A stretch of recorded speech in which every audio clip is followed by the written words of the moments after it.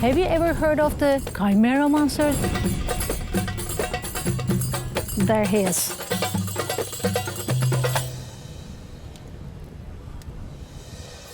As a local tour guide, I invite you to explore my hometown today.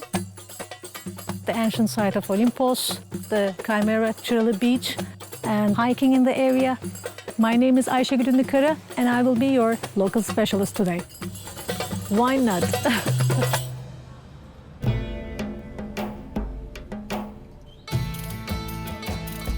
We are here in Olympos, an ancient Lycian city.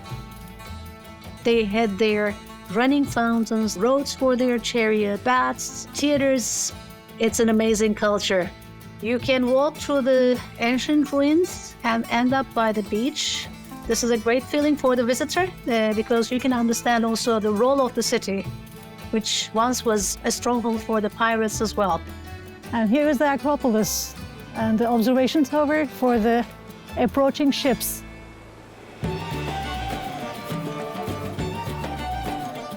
We are at the Olympos Çıralı Beach, one of the most beautiful and popular beaches of the area. Also is a conservation area for the caretta loggerhead turtles of the Mediterranean as well. Therefore, there is no permanent structures allowed on the beach, no lights, and no walking allowed through the nighttime. There is a striking monument here, a complex of typical tombs. In such a special location, not a very, common person would be buried. And not in that type of tomb because there's a beautiful opulent look to it. There was lots of tomb raiding back in ancient times. So that's the whole.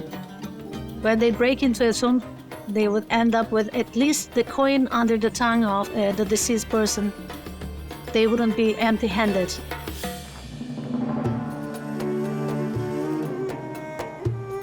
If I were an independent hiker on the world-famous Lycian hiking trail, I would know that I'm on the right way thanks to this sign.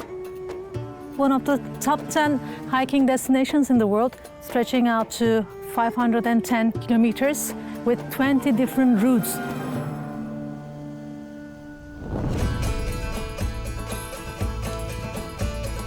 Let's talk about the geology of the area. Roughly 2,500 years back, the Chimaera flames, yanar taş, that's how we say it in Turkish, started coming into being thanks to the methane.